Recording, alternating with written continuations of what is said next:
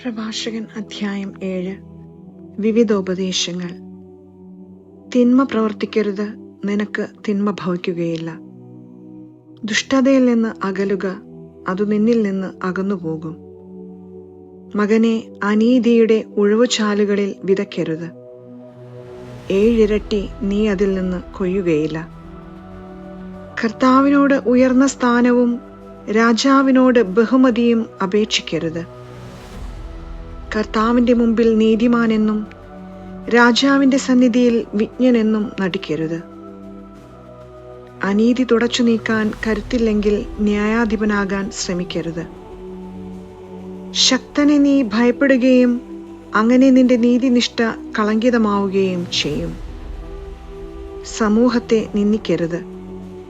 ജനങ്ങളുടെ മുമ്പാകെ നിനക്ക് അപകീർത്തി വരുത്തുകയുമരുത്. പാപം ആവർത്തിക്കരുത്.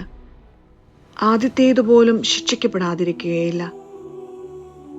എന്റെ നിരവധിയായ കാഴ്ചകൾ അവിടുന്ന് പരിഗണിക്കും. ഞാൻ അർപ്പിക്കുന്നത് അത്യുന്നതനായ ദൈവം സ്വീകരിക്കും എന്നും പറയരുത്. പ്രാർത്ഥനയിൽ മടുപ്പു തോന്നരുത്. ദാനധർമ്മത്തിൽ വൈമുഖ്യം കാണിക്കരുത്. സന്തപ്ത ഹൃദയനെ പരിഹസിക്കരുത്. ഉയർത്തുകയും താഴ്ത്തുകയും ചെയ്യുന്ന ഒരുവനുണ്ട്. സഹോദരനെ ചതിക്കാൻ ശ്രമിക്കരുത്. സ്നേഹിതനോടും അങ്ങനെ തന്നെ. കള്ളം പറയരുത്. കളവ് പറയുന്ന ശീലം നന്മ വരുത്തുകയില്ല. മുതിർന്നവരുടെ മുമ്പിൽ പുലമ്പരുത്. പ്രാർത്ഥനയിൽ വാചാലത വേണ്ട. കഠിനാധ്വാനമോ വയലിലെ വേലയോ വെറുക്കരുത്. അത്യുന്നതൻ നിശ്ചയിച്ചതാണത്. പാപികളുടെ ഗണത്തിൽ ചേരരുത്. ശിക്ഷ വിദൂരത്തല്ലെന്നോർക്കുക. അത്യന്തം വിനീതനാകുക. എന്തെന്നാൽ അധർമ്മിക്ക് അഗ്നിയും പുഴുവുമാണ് ശിക്ഷ. സ്നേഹിതനെ പണത്തിനു വേണ്ടിയോ സഹോദരനെ ഓഫീർ പൊന്നിനു വേണ്ടിയോ കൈമാറരുത്. നല്ലവളും വിവേകിനിയുമായ ഭാര്യയെ ഉപേക്ഷിക്കരുത്. എന്തെന്നാൽ അവളുടെ സ്വഭാവ വൈശിഷ്ട്യം സ്വർണത്തേക്കാൾ വിലയേറിയതാണ്. വിശ്വസ്തനായ ദാസനോടോ സത്യസന്ധനായ വേലക്കാരനോടോ നീചമായി പെരുമാറരുത്. ബുദ്ധിമാനായ ദാസനെ ഹൃദയപൂർവം സ്നേഹിക്കുക. അവന്റെ സ്വാതന്ത്ര്യത്തിൽ കൈകടത്തരുത്. നിന്റെ ആടുമാടുകളെ പരിപാലിക്കുക. പ്രയോജനകരമെങ്കിൽ അവയെ സൂക്ഷിക്കുക. നിന്റെ പുത്രന്മാരെ അച്ചടക്കത്തിൽ വളർത്തുക.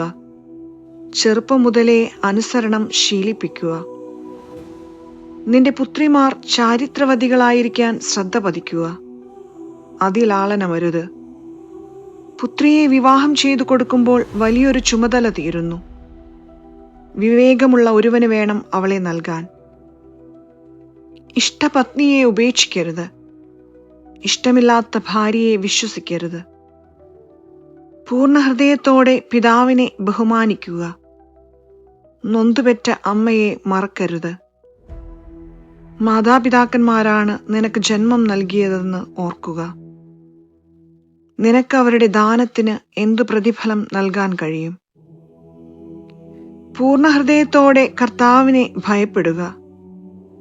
അവിടുത്തെ പുരോഹിതന്മാരെ ബഹുമാനിക്കുക. സർവശക്തിയോടും കൂടി സ്രഷ്ടാവിനെ സ്നേഹിക്കുക.